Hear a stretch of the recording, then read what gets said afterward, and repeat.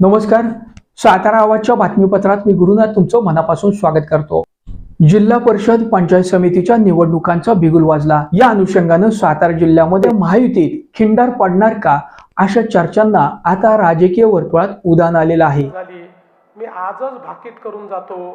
जिल्हा परिषदेमध्येही सर्व नेते मंडळी आणि तुम्ही मिळून पहिल्यांदा सातारा जिल्हा परिषदेवर भारतीय जनता पक्षाचा झेंडा लागणार आहे. भाजपने यापूर्वीच माझ्या माहितीनुसार जाहीर केले की आम्ही सोबळाव जिल्हा परिषद लागलो. पण समजा महायुतीतल्या मित्र पक्षांकडून विचारणा झाली नाही किंवा योग्य मान सन्मान दिला गेला नाही तर मग इतर पर्याय आमच्यासमोर खुले आहेत. भारतीय जनता पक्षानं नगर परिषदांच्या निवडणुकांमध्ये निर्विवाद वर्चस्व मिळवल्यानंतर विजयी नगराध्यक्ष आणि नगरसेवकांच्या सत्कार प्रसंगी झालेल्या कार्यक्रमामध्ये राज्याचे मुख्यमंत्री देवेंद्र फडणवीस यांनी आगामी जिल्हा परिषदेच्या निवडणुकांमध्ये भारतीय जनता पक्षाचा झेंडा जिल्हा परिषदेमध्ये फडकणार असं भाकीत केलं. एक वर्ष सातारा हा काही लोकांना असं वाटायचं की त्यांचाच आहे, पण आपल्या नेत्यांनी असं परिवर्तन या ठिकाणी घडवून दाखवलं की आता तर नगरपालिका झाली.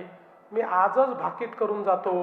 जिल्हा परिषदेमध्येही सर्व नेते मंडळी आणि तुम्ही मिळून पहिल्यांदा सातारा जिल्हा परिषदेवर भारतीय जनता पक्षाचा झेंडा लागणार आहे. हा आत्मविश्वास मला या ठिकाणी, बाबा बरोबर आहे ना, आत्मविश्वास जय भाऊ अध्यक्ष महोदय घेऊन जाऊ ना, हा आत्मविश्वास. या भाकितामुळं महायुतीमध्ये खिंडार पडेल का अशा चर्चा देखील सुरू झालेल्या होत्या. त्याचीच परिणिती आज शिवसेनेच्या वतीने झालेल्या बैठकीमध्ये दिसून आली. सन्मानपूर्वक वागणूक मिळाली नाही तर आम्हाला स्वतंत्र विचार करावा लागेल अशी स्पष्टोक्ती नामदार शंभूराज देसाई यांनी बैठकीनंतर झालेल्या पत्रकार परिषदेमध्ये बोलताना दिलेली आहे. पण समजा महायुतीतल्या मित्र पक्षांकडून विचारणा झाली नाही किंवा योग्य मान सन्मान दिला गेला नाही तर मग इतर पर्याय आमच्यासमोर खुले आहेत. दरम्यान या बैठकीमध्ये शिवसेनेच्या वतीनं जिल्हा परिषद आणि पंचायत समितीच्या निवडणुकांची रणनीती ही आखण्यात आलेली आहे.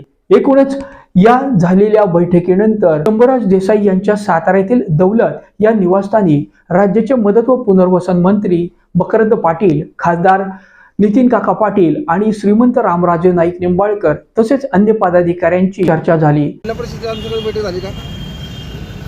हा, थोडंसं जिल्हा परिषदेच्या अनुषंगाने काय जिल्ह्यामध्ये परिस्थिती काय करता येईल, आपल्याला कुठं एकत्रितपणे काय करता येईल प्राथमिक. राष्ट्रवादी आणि शिवसेनेची बैठक झाली. भाजपला दिसली नाही. भाजपला काय घेतलं बैठक? भाजपने यापूर्वीच माझ्या माहितीनुसार जाहीर केले की आम्ही सोबळाव जिल्हा परिषद लागलो. शिवेंद्रराजेंनी आज असं आवाहन केले की पालकमंत्री जिल्ह्याचे प्रमुख आहेत, त्यांनी महायुतीची बैठक बोलवावी आणि चर्चा करावी.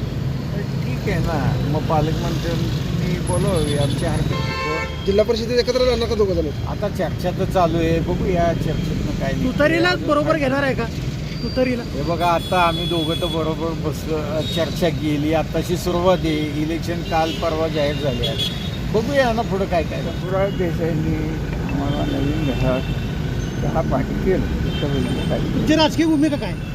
नो भूमिका काय जिल्हा परिषद काय करणार आहे तुम्ही? काय माहिती. शिवसेना बैठक काय झाली महाराज? शिवसेनेमध्ये एकदा निर्णय झाला अर्ज भरायचा की भरायचा. एखाद्या पदाधिकाऱ्याला आम्ही सांगितले की बाबा भरलाय पण आता वाटेघाटीमध्ये तुला अर्ज काढावा लागतो. आमचा शिवसैनिक तो अर्ज माघारी सुद्धा घेत असतो. त्यामुळं आमची कारण चर्चेसाठी खुली आहे. आम्ही चर्चेला तयार आहोत.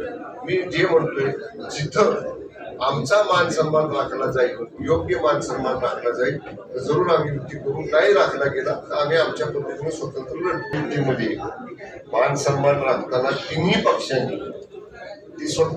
पक्षांची सुद्धा ती जबाबदारी आहे ना.